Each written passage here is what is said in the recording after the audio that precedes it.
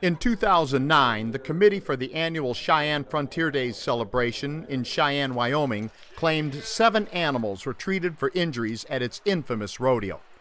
Shark's video documentation showed that the number of animals requiring treatment was more. Dozens of victims were injured. So having been exposed as liars in 2009, Cheyenne just didn't talk about how many animals were injured in 2010 and refuses to release animal injury reports. But rodeo promoters couldn't stop Shark's videos that exposed the dozens of injuries to calves, steers, horses, and even a bull whose leg was broken. We won't allow their suffering to simply be forgotten. The documentation in this video represents just a portion of those injured animal victims. It's hard to understand how rodeo fans miss the obvious cruelty. Any halfways intelligent person can see that this is animal abuse, nothing more. In the case of the bull, the rodeo announcers never had the guts to call it a broken leg, although anyone could see it was broken. They called it a, quote, injury, unquote, almost like it was just a sprain. The rodeo blowhards even had the nerve to claim the bull would survive. Nonsense.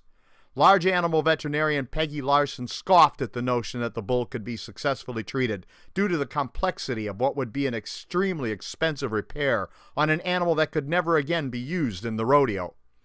Dr. Larson stated, quote, "A perusal of the literature of this type of fracture in this breed and temperament of animal reveals that repair is not possible," unquote. Dr. Larson said that if the rodeo claimed the bull was still alive, she'd like to examine the vet's work. So would we, but that will never happen because the bull is dead, although he wasn't even counted as a victim of the rodeo.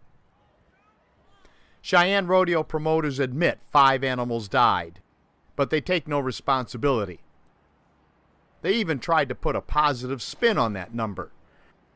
Rodeo spin Dr. Bob Budd claimed that given all the animals used, only 5 deaths somehow shows how well the animals are treated.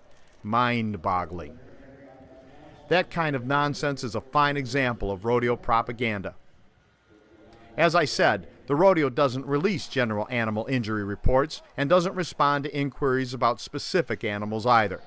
Why? Because the true number of rodeo animal casualties is higher, much higher.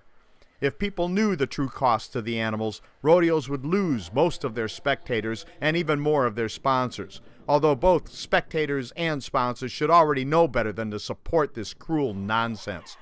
If spectators want to see phony cowboys, they should just watch a John Wayne movie. These are just performers in a cruel circus. Real cowboys don't have time for this silliness. There are a number of unethical corporations who sponsor Cheyenne rodeo animal abuse, including American Airlines, Coca-Cola, Dodge, and Sonic. If you care about animals, please say no to these careless and unethical corporate rodeo animal abusers. This is Steve Hindy for Showing Animals Respect and Kindness. I have a saddle horse down at the other end, maybe slipped a bit. Cody, you know what that is? Isn't that? Oh, we got one. Now let's go get everybody in shoot 9. Everybody in shoot 9 get in there now. Everything is okay. Everything's all right. I told you it's going to get wild. It's going to get western.